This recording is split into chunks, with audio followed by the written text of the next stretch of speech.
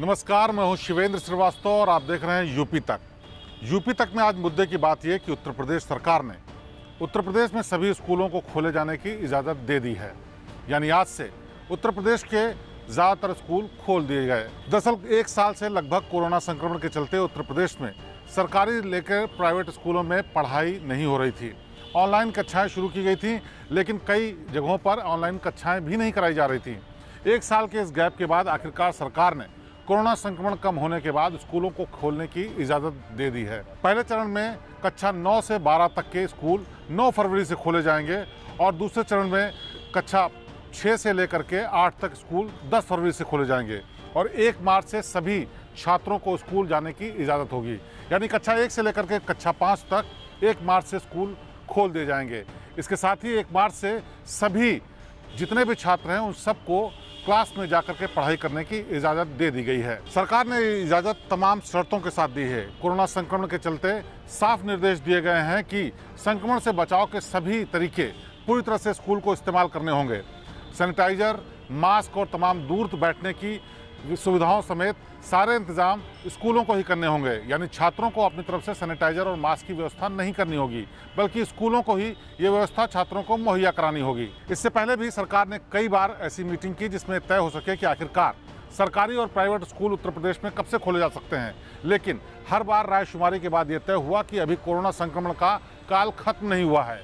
छोटे बच्चों को स्कूल बुलाया जाना खतरे से खाली नहीं है, लिहाजा सरकार ने इसकी इजाज़त नहीं दी थी। कई दौर की बैठक और बातचीत के बाद यह तय हुआ कि अब उत्तर प्रदेश में कोरोना का संक्रमण कम हो चुका है। कई और राज्यों में शिक्षा के लिए कई तरीके की ढील भी दी गई है और वहां स्कूल खोलने की इजाज़त दी गई है। लिहाजा उत्तर प्रदेश चूंकि सबसे बड़ा राज्य है, इसलिए उसको तमाम एहतियातों के साथ स्कूल खोलने की इजाज़त दे देनी जानी चाहिए। इससे पहले सरकार ने ये व्यवस्था की थी कि स्कूलों में छात्र भले ही न जाए, लेकिन शिक्षक तमाम दूसरे कार्यों के लिए स्कूल जा सकते थे।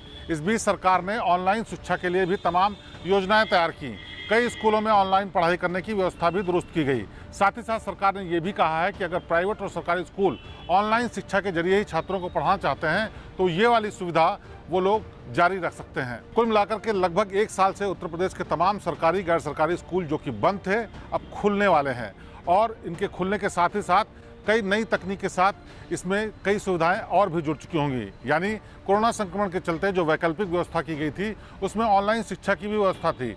अब ये ऑनलाइन व्यवस्था और दुरुस्त करके सरकार चाहती है कि तमाम प्राइमरी से लेकर के माध्यमिक और उच्च शिक्षा में ऑनलाइन शिक्षा को जोर दिया जाए। सरकार की इस योजना के तहत तमाम स्कूलों में जहां ऑनलाइन शिक्षा की व्यवस्था की गई थी, पढ़ाने की तमाम ऐसी तकनीकें लगाई गई थी, उनको अब जारी रखने के भी निर्देश दिए गए हैं और कहा गया है कि इसमें और ज़्यादा जानकारी इकट्ठा करके ट्रेनिंग करके छात्रों को इस तरफ भी मोड़ा जाए, क्योंकि आपदा के अलावा भी ये एक ऐसा अवसर था जहां पर नई तकनीक के साथ पढ़ाई करने की बेहतर सुविधा दी जा सकती है। ऑनलाइन शिक्षा का सरकार ने फ़ायदा ये भी बताया कि इसमें ऐसे लोग भी जो स्कूलों में नहीं जा सकते या वक्त की कमी और दूरी के चलते स्कूलों तक उनकी पहुंच नहीं है, उनको भी शिक्षा दी जा सकेगी। इसलिए इसकी संभावनाओं पर भी आगे विचार किया जाएगा और स्कूल खुलने के साथ ही साथ इस तकनीक को और विकसित किया जाएगा जिससे ज़्यादा से ज़्यादा छात्र शिक्षा से जुड़ सकें।